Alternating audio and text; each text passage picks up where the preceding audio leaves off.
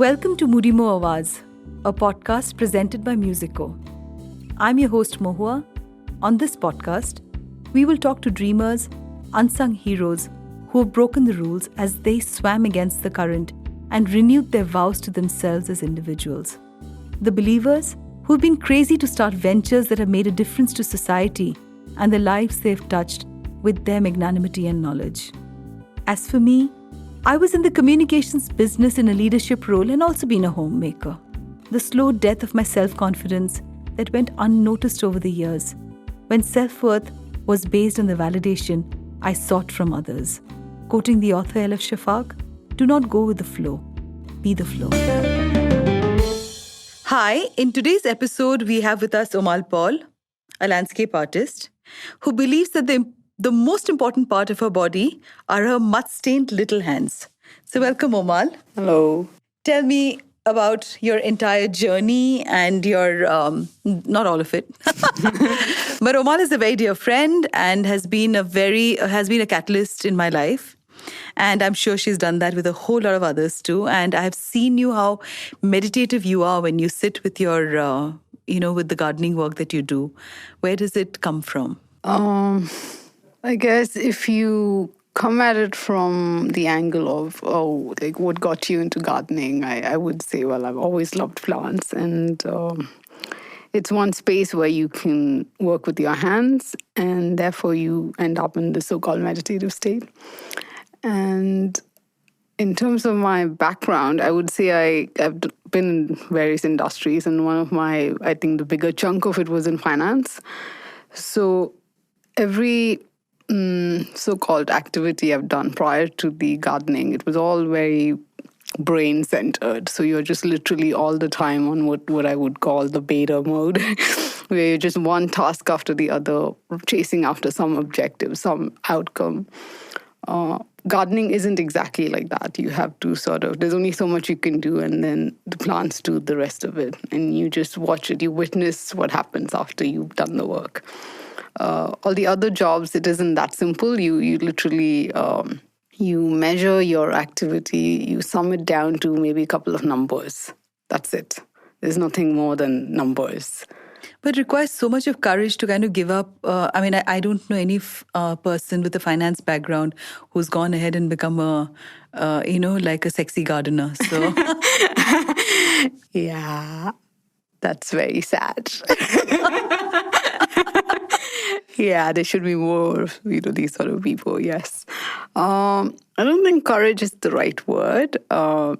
It actually stems from something my dad said way back. Probably not in this context, but I took it in this context. And what he said is, we all have the capacity to live many lives within one life.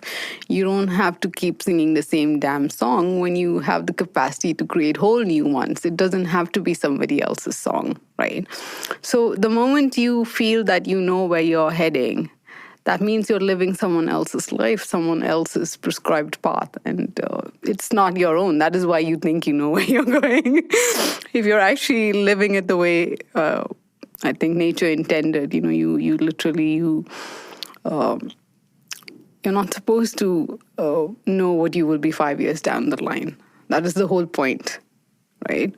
So when you go in the moment, so you feel this dissatisfaction in the moment, and then your natural response would be to look for something that gives you the satisfaction. And that may not be on the path you're on, right? So what do I want? I want satisfaction. I'm not going to be miserable and live year after year just to what? Because I happen to get into hands, decades back. That's a bit absurd, right?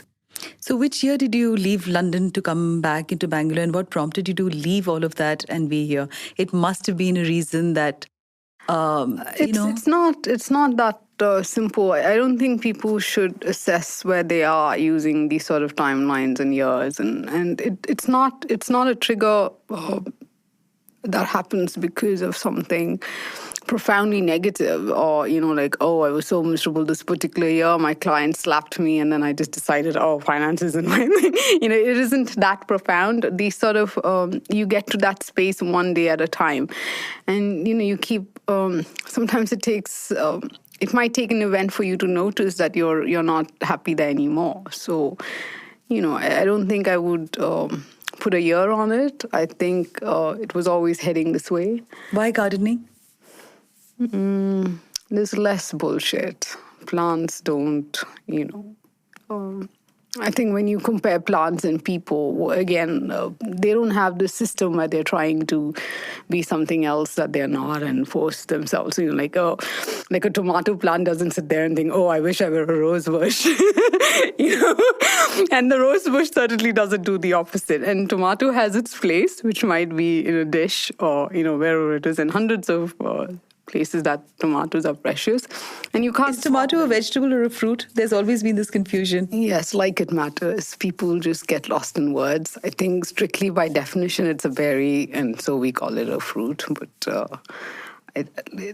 it's language. So language also does this thing where you forget that in the end, it's just a tool. We get lost in these sort of definitions. Like, who cares what you call? You can call it a stone if you want. In the end, it is what it is, right? And you know what it is. Beyond that so-called word that we use, you associate texture, you associate taste, color. There's so many things that come into it. So you can't, tomato is just... it's just to help you focus your attention on that. It is not the definition of that experience, right?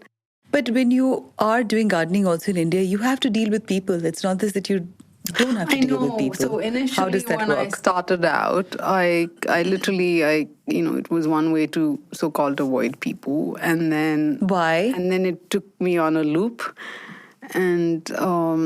now I don't even see that distinction anymore. It's people, plants, it's all the same. So you mean a tomato and a person is the same in a potato? Yes. Just that it has legs and it can disobey and do things completely against what you're trying to achieve. And yeah, so there is that element. But as an experience, it is the same. For me, it is the same. I was just looking at... I was listening to someone talk about, the profound question of who am I? And they had a very simple definition of this I. So I is actually a sum of all the experiences that you've had. So which includes the tomato and the annoying auto guy and everything else that you've been through. It is not just like there wouldn't be an I without you or the auto guy or the tomato. Yeah, we're all correlated. We all live together. So it doesn't...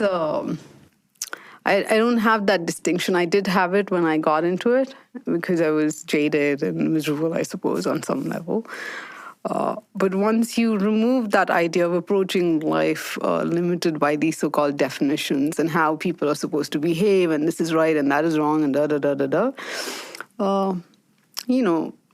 for me, gardening is that's something I'm doing even when I'm not looking at a plant. Even when I'm with people, I'm literally gardening. What is it that you plan? That you want to call this person a turnip? You want to call this person a potato? I don't even lose myself in the words anymore. It's irrelevant, right? So you're nurturing an interaction, which is the same. That's what gardening is. You're nurturing an interaction. You're enjoying the beauty of it, all the elements that go into it. You're not saying, oh, the soil is like disgusting, but the oxygen is great. Oh, I love pouring water, but I'm not going to touch cow dung. You don't do these things. It's all part of it, right? And it applies to even interactions with people because you might have elements that are most inconvenient and you don't agree with it. And, but ultimately, if you understand, again, this is another quote I read somewhere. It said, to understand is to forgive. So once you understand, even that forgiveness, tolerance, all these things don't even apply because you just know that it's not really about you and it's their whatever dance that they're doing within themselves. And your job is just to be at ease with it, right? So how did you reach this space? Like you sound almost like Lady Buddha, right? I think everybody gets here in the end. It's just we all take different paths. I don't think everybody gets there. No, everybody does. Eventually you do. Really? Yeah, you may not be able to sit across this way and speak about it, but I think everybody does at some point in their life, they do. So tell me something. You've always, now that I've known you for a while, your views on marriage, on relationships, on women, on men, on everything has been very different. Yes. And I do recall that on many occasions, when I have spoken to you, you've always shown me a certain light that is different from others. And where did you reach this space and how does it affect your relationships with men who are there in your life? So I guess we'll have to start with the definition of relationship. So when people normally use that word, there's this implication that it's a transactional engagement. So you say, oh, this is what I do for you and this is what you do for me, and then we're at par, and okay, now I'm happy because of it. And if there's a sort of one person's doing one thing extra, there's a dissatisfaction, and people make that an issue and decide that, okay, this is not a relationship. I don't actually approach it that way. In fact, the word I use is clouding. So if you watch clouds move through and across each other, there's this movement where you don't really disrupt each other. You're just literally just floating. Yeah. So you pass by each other. Yes. You're just, so when I meet people, I'm literally just, it's like doing a sort of a soft dance, right? You just sort of dance. But it doesn't work in the normal life. I mean, because everybody would not be in your plane.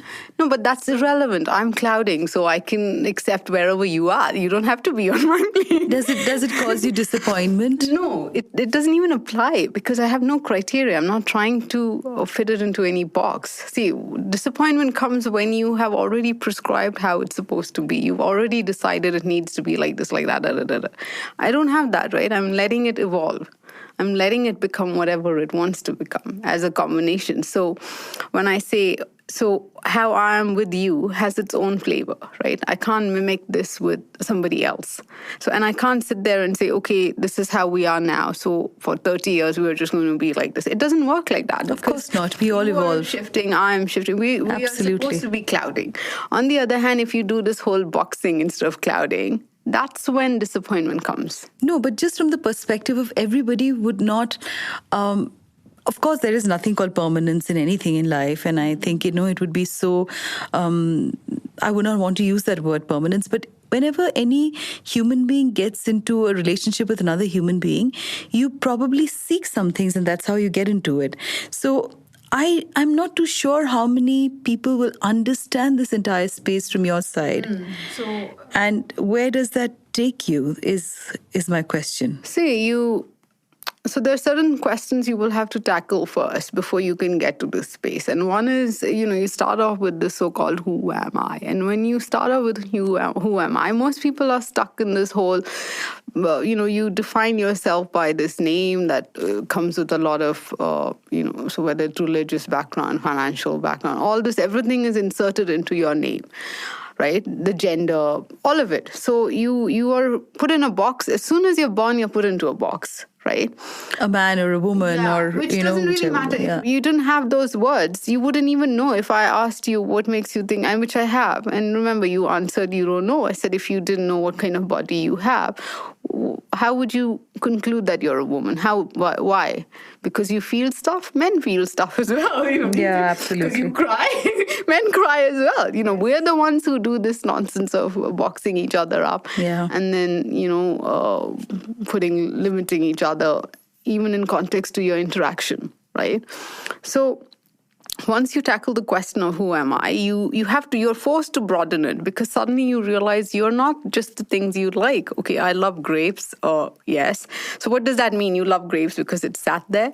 No, I love grapes because when I eat it, it's great. I love the combination of the grape inside me. In my case, I like the grape when it's bottled. Yes. So I like me on wine. Yeah, I like me on wine too. It's not wine that I like. What I like is what I become when it's become a part of me, right? Yeah, absolutely. So same way I enjoy your company. Does that mean I have to eat you for that? No, right? Certain engagements you enjoy each other by associating with each other as opposed to consuming each other, right? The moment I start doing that, where I want to devour you on some level, right? Own you, make you mine and all this, then it's different. I'm trying to turn you into a grape, right? Yes. Yeah. So that's the difference between how you enjoy a grape and how you enjoy a person. Right? So there's no other way. You have to broaden your understanding of who you are. And once you do that, it's easy. Then the next thing you reach is this idea, which is there in every philosophy. It is there. You are what you seek. You are what you seek. And once you know that, I'm not with you because I want something from you or I'm seeking something. No. I'm sharing what I have within me with you, right? Absolutely, and yeah. I experience you the same way. I don't need to have this list of, like when I'm feeling miserable, who do I call Mohua? I don't do that, right? It doesn't even arise. It's just a different way of approaching it, and it's far more easier on yourself and the people around you when you do that. So, when you talk about doing landscape as a profession, what are the kind of issues you generally have faced with clients, when you go out there and because yours comes from a very, very, like I said, it's almost meditative to watch you, like you're in a certain zone when you're doing the work that you do, and it might be difficult, I would like to imagine, because, when you're dealing with someone who's going to be very picky, very, very, I would like to imagine that it must be tough because a lot of people are not in your space and you are doing up a very, very intimate part of their home, or an office. Yes and no. They are, like, I can see how some of them might be a little, because they're not expecting someone like me, right? They're used to these sort of people who are just in it because they happen to fall into that profession. So someone like me, where I've sort of naturally fallen into it, and then it's come to this space, and I can see a little bit of like, oh, what is this creature type thing? But in the end, I think what they probably attach to the most or appreciate the most is the fact that I do love plants, right? So when you set up a garden through someone like me, where I'm just really into it, it's a different kind of thing. So the resistance isn't on that level because they know that I really give a shit. I'm not, the plants will thrive, and there's this, and that's all unspoken, right? And part of what I do is actually teaching as well. So, that becomes the bridge. Teaching people how to look after their plants. Yeah. And how did you arrive into plants? I've always loved plants. I mean, I love nature. I love plants and animals and people. Yes, I've seen you talk to parrots and to dogs and to, and to a turkey. I remember you, Who knew I could speak Turkish? Yeah. Yeah. Now, how did you realize that you have all these things, Omal? I mean, No, I don't think these are things you intentionally realize. I think it's once you open yourself up, it's like everything starts speaking to you, right? So people think that spiritualism is just sitting in one corner and just being quiet and just, I don't know, stillness. Vipassana? Yeah, Vipassana. Which I didn't do any stillness. Right? But, people associate being spiritual as that, but it isn't. For me, it's drinking vodka, it's dancing, it's people, it's that whole... the variety of life you have out there, which you can experience in the garden, in your, with animals, with people. There's no limit to it. And so even if you look at as Earth as like a dead zone with lots of geology, lots of stones and rocks, even then there is so much in that, right? There's so much of diversity in everything.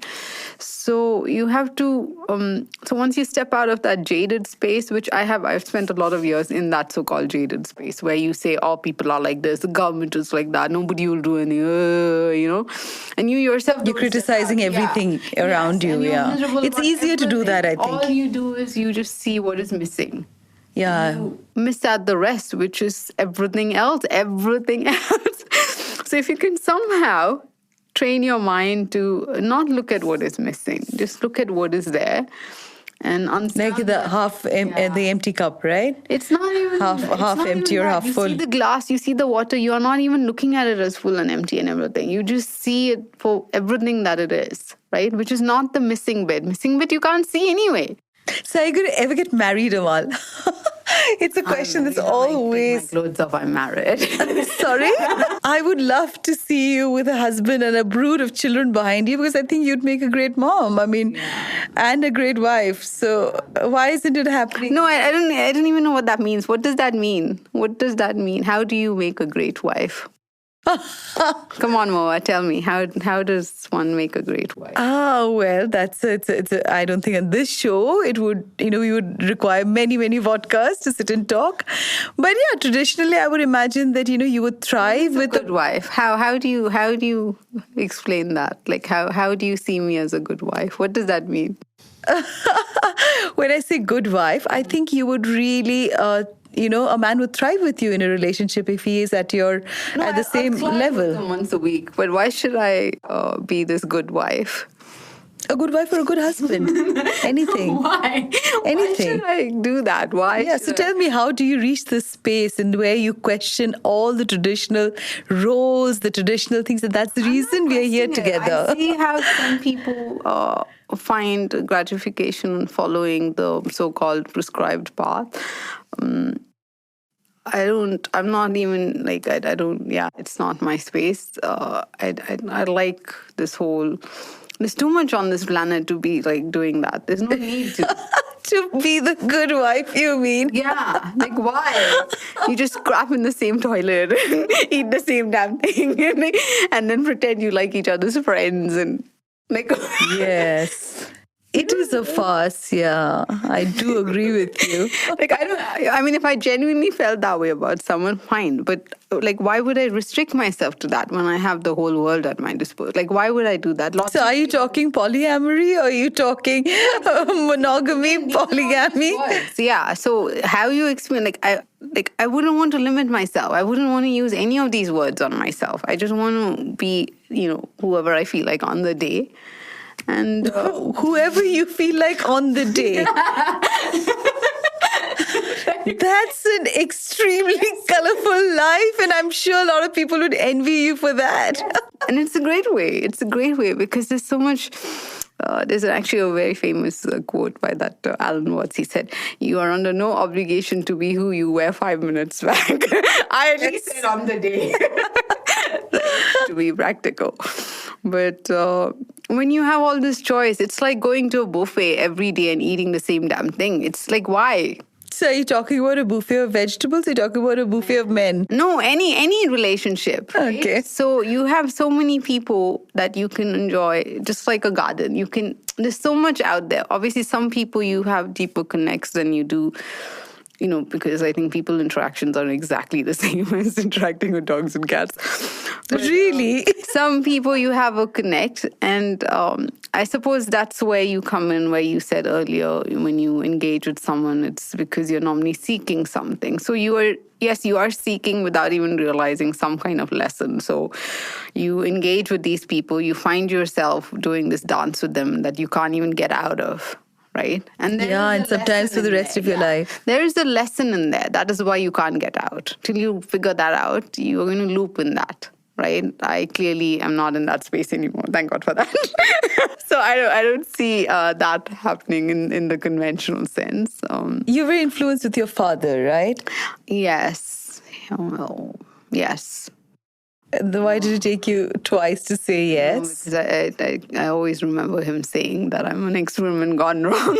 So tell us a little about your influences in life. And you are so different, Omal, that it's refreshingly wonderful every time I meet you.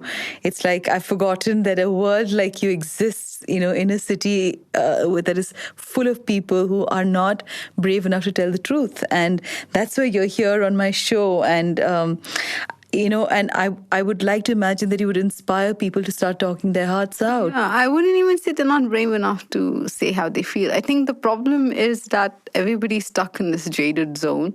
So when they experience another person, they're focusing on what's missing or what doesn't tick, the boxes that are not ticked. And they're in that space, which is their own little rut, I would call it.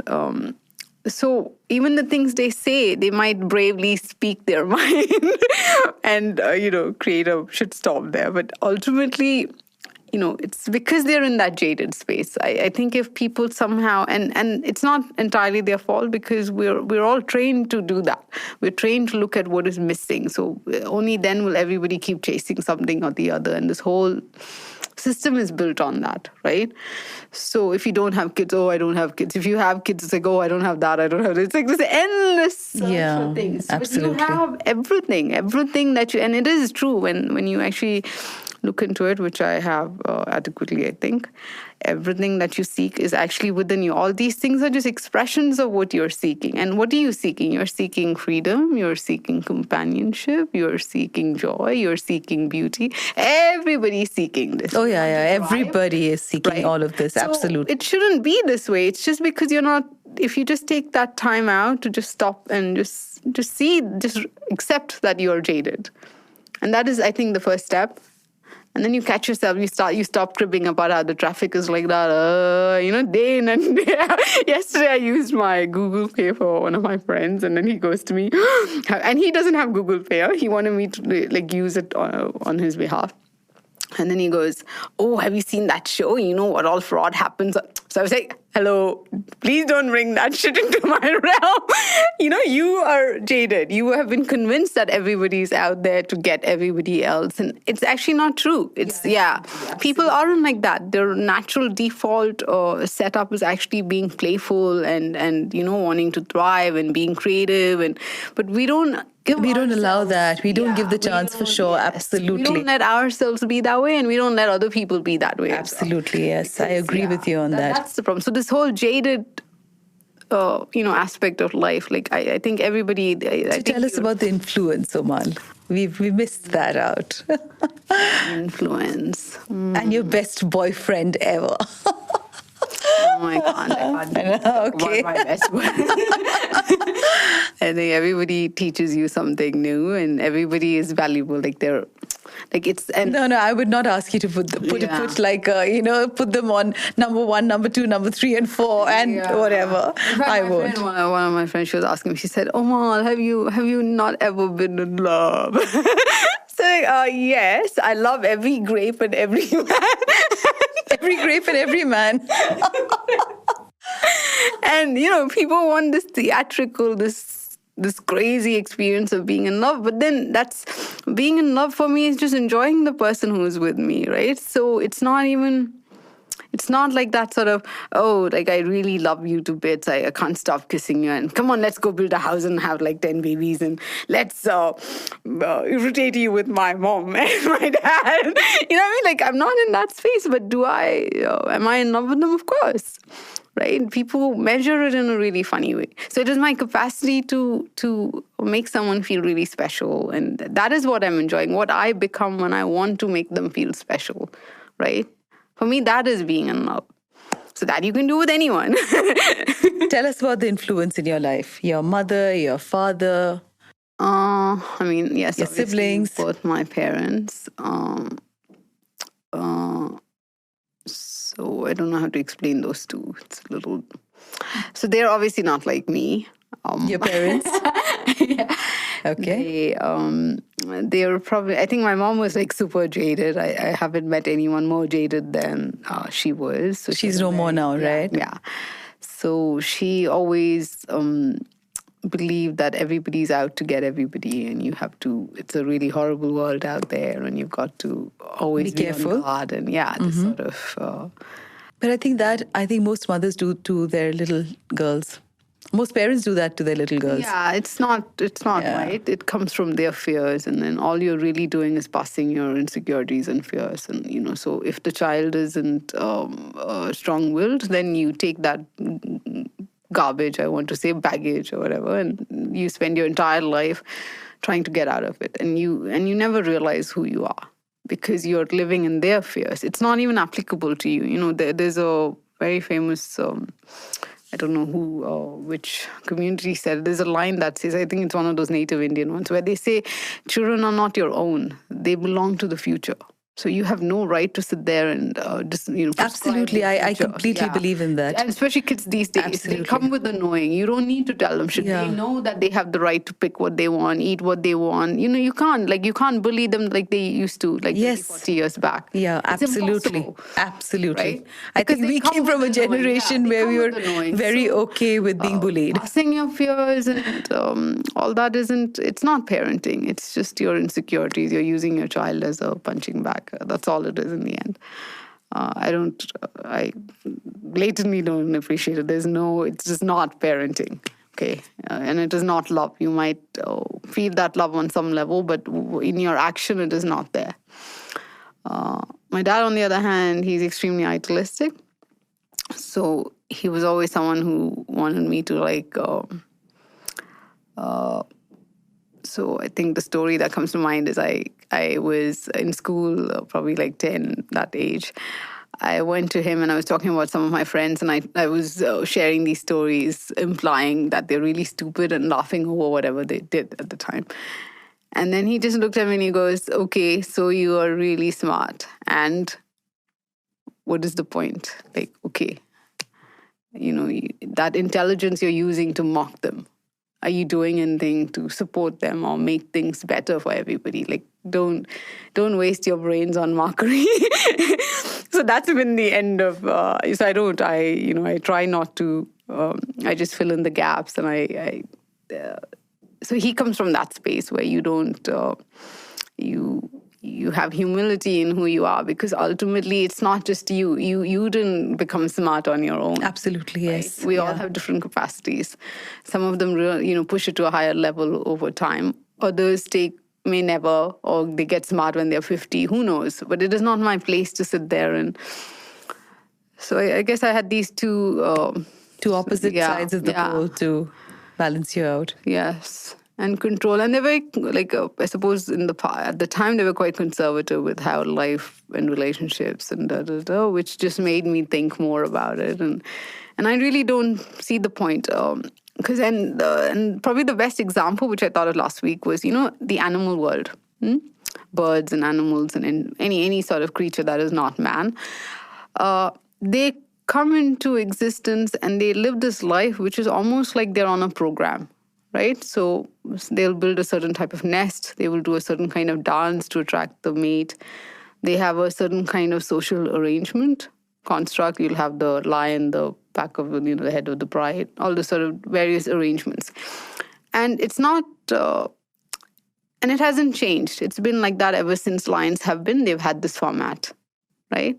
People, on the other hand, social construct varies from time to time, from place to place. Right? There are some communities where, you can have multiple wives, multiple husbands. I don't know any community where you can have multiple husbands, Omal, please. You can. It's called really? The Kana Christians or something. They're actually in Kerala. In Kerala? In India? Yeah, there is a community in India. Wow. Yeah. So you can, and Draupadi, look at Draupadi, come on. Yeah, of course. So of course we have it in India. Maybe they don't write about it and talk about it, but we've had this variation. Otherwise, they wouldn't have written about it then, right? And so man has the capacity to choose his construct. Yes. Right? Yes, absolutely. So why are we so stuck to this Christian Victorian arrangement? Why? That's not Indian. That's not Indian at all, right? So just think about it. So here we are clinging on to this Catholic image of what a relationship would be, when you have, by birth, by cultural, your legacy, is that you can be free and do any of these variations. It is within your right to choose to have the damn 5 husbands or the 5 wives. So it is actually within your right. They're the ones who came and changed it. Right? You can marry at 10 if you want. Who cares? You have the right to choose this. No, that's a little child. I'm just saying. But other animals aren't like that. Right? Yeah, but that's where I think animals and human beings. Every time you fight for, monogamous marriage and things like that, these are the things you should analyze. Why is it so important that you have to own the other person? Why? Why is, what does it matter? You have the freedom to be who you are. Why are you making his body a part of who you are to that degree? It's ridiculous, right? You should just stand up and say, all right, I think I'll go and try out my Draupadi outfit. I don't know how many men in India right now, when they would be listening to us, would be very happy with this, because we have a very huge part of the Indian male psyche where they are allowed to do a whole lot of things, and women are not allowed, But this boils down to the same thing. It's the conditioning, and they are sat there sitting and doing this nonsense on us, while women do this reverse nonsense. But all of it it's not like, weaver birds or turkeys or whatever, where they have this pattern that clearly God has sent that, right? That pattern, they came with that pattern. We have free will. So why should you take my free will away from me, right? Why should the system do that? Why should you put up with it and lock yourself into these nonsense things? So I don't know how many people like you would be there on planet Earth walking around, and I hope there are tons like you. I think there are tons of There people. would be, they would change the whole narrative. I think it's already changed. Yes, it is changing for the older sure. people haven't quite got their head around it, but it will be like this in the next 10, 20 years. Absolutely. You have to be really daft to Continue the whole system. Yeah. Thank you so much. Try it out and run. Thank you so much, Omal, for being in today's episode with me. So we have Omal Paul with her cute little hands, and that those little hands grow the most beautiful plants, and she writes beautifully, and she plays a magical instrument called the ukulele. Yes. And she's been an inspiration for me, and I'm sure people who are on the show right now, you would know that it's your free will to be who you are. We don't need books, we don't need teachers, we don't need anybody to tell us that. I don't know how much of it I can follow, but I hope the listeners will take a whole lot of stuff from this show and go back. Thank you so much, Omal. Thank you. Thank you. Thank you.